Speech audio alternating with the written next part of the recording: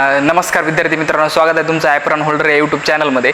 तर याच्या अगोदरचा जे आपण टॉपिक बघितला ते होता डायरेक्ट ब्लड सर्क्युलेशन जे आहे टॉपिक पाहिलेला आहे. त्याच्यानंतर आता इथून पुढचा जे टॉपिक आहे आपला जे आहे ते डायजेशन सुरू होणार आहे. डायजेशन सिस्टीम अँड अब्झॉर्प्शन हे टॉपिक जे आहे मी तुम्हाला शिकवायला सुरू करणार आहे. हे टॉपिक सुरू करणं म्हणजे जवळपास आपल्या माऊथपासून ते ॲनसपर्यंत जे आहे सगळ्या गोष्टी ज्या आहेत आपल्याला इथं डिस्कस करायच्यात. तर याच्यातला पहिला पार्ट जे आहे ते माऊथ आहे. आणि माऊथ म्हणजे जे टीथ आहेत, माऊथ शिकवण्याच्या अगोदर मी तुम्हाला टीथ म्हणजेच दात जे आहे ते शिकविणार आहे.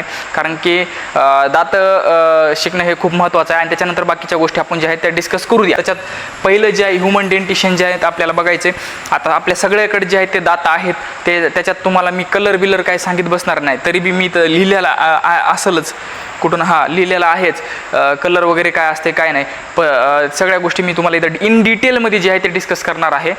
त्याच्यानंतर आपण सुरू करूया आपला टॉपिकला. त्याच्यामध्ये पहिला जे आहे ह्युमन डेंटिशन. तर हे काय म्हणते माहिती आहे का? माउथ सॉकेट ऑफ जॉ. सॉकेट ऑफ जॉ म्हणजेच तुम्ही कधी जर कापूस पाहिला असेल तर कापसाची जी आपण आमच्या भाषेत आमच्या मराठवाड्यामध्ये त्याला खुरकुटी म्हणतात. ते खुरकुटी जी आहे ना, त्या खुरकुटीमध्ये जे कापूस बसलेला असते पांढरा अशा पद्धतीनं बसलेला असते की ते जे कापूस आहे जोपर्यंत त्याला आपण ओढून काढत नाहीत ना तोपर्यंत ते जे आहे बाहेर उपसून निघत नाही. सेम तसंच आहे ते जी खुरकुटी आहे कापसाची त्याला आम्ही जे आहे सॉकेट ऑफ कॉटन असं सुद्धा म्हणू शकतो. तसंच इथं जे आहे जे आपलं तोंड आहे, हे जे जबडा आहे पूर्ण ह्या जबड्यामध्ये जसं ती खुरकुटी असते त्याच्यामध्ये कापूस जे असते पांढरा निर्माण होते, तसंच जे आहे आपल्या जे हे जबडा आहे ह्या जबड्यामध्ये दात जे सेम त्याच पद्धतीने जे आहे ते बसवलेले असतात जे की जन्मताचे दात. माऊथमध्ये जे आहेत ते काय असतात? सॉकेट ऑफ जॉ. म्हणजेच हे जे दात आपली इथं आहेत ते जे कुठंतरी खाली फिक्स केलेले आहेत, ते फिक्स ज्याच्यामध्ये फिक्स केलेले आहेत त्याला आपण सॉकेट ऑफ जॉ असं म्हणतो. जॉ म्हणजे हे जबडा, दुसरं काय नाही. आपले जे दात आहेत हे खूप कठीण आहेत, म्हणजे खूप हार्ड आहेत, निबर आहेत असं म्हणलं जाते. आणि ते जे आहे ते पांढऱ्या कलरचे आहेत. ती वेगळी गोष्ट आहे. तुम्ही जर दात घाशीत नसाल तर मग 100% त्याचा कलर जे आहे थोडा थोडा येलो होऊन जाते. पण नॉर्मली जे माणसं आहेत त्यांचा 100% जे आहे कलर जे आहे व्हाईटच असते. जसं की माझे आहेत व्हाईट, माझेसुद्धा व्हाईटच आहेत.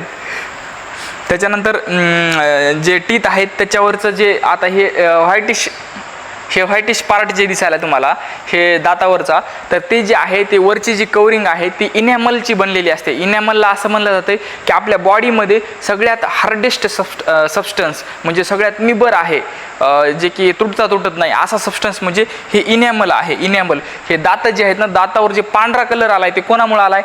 हे दात जे आहेत ह्याच्यावर आलेला पांढरा कलर, हे पांढरा कलर कोणामुळे आलेला आहे? इनॅमल ह्या घटकामुळे आलेला आहे. Hardest substance of the body, enamel.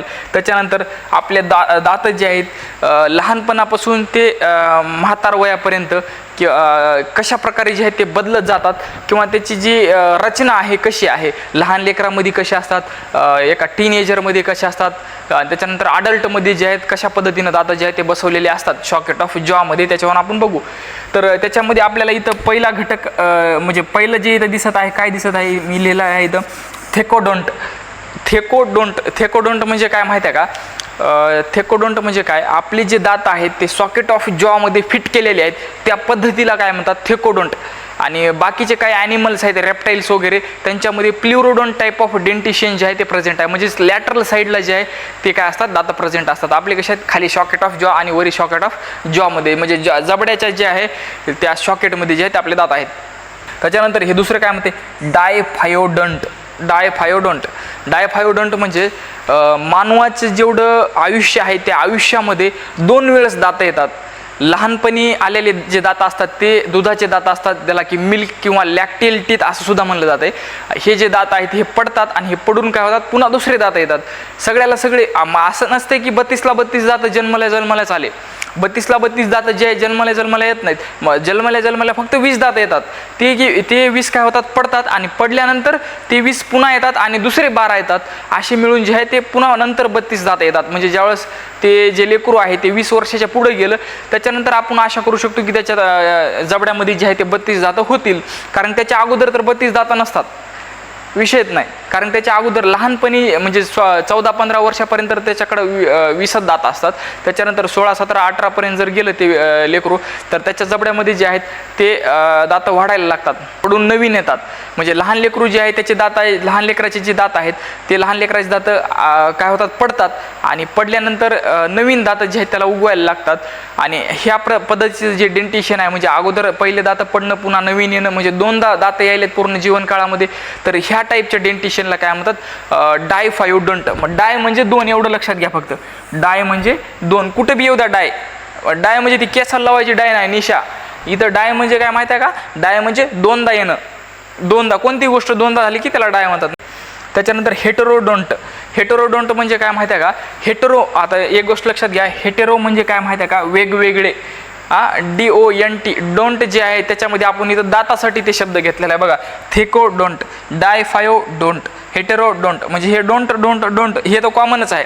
मग इथं वेगळा शब्द काय, हेटेरोडोंट. हेटेरो म्हणजे काय, भिन्नपणा येणं. हेटेरो म्हणजे जसं की डिफरंट आहे तसंच हेटेरो आहे. म्हणजेच आपले जे दात आहेत ते 4 प्रकारामध्ये जे आहेत ते विभागलेले आहेत. जसं की तुम्ही पापड खाताना पुढच्या दातानं कट करतात, साईडच्या दाताने जे आहे एखादा चिप्स पुडा कट करायचा असला तर साईडच्या दातानं कट करतात.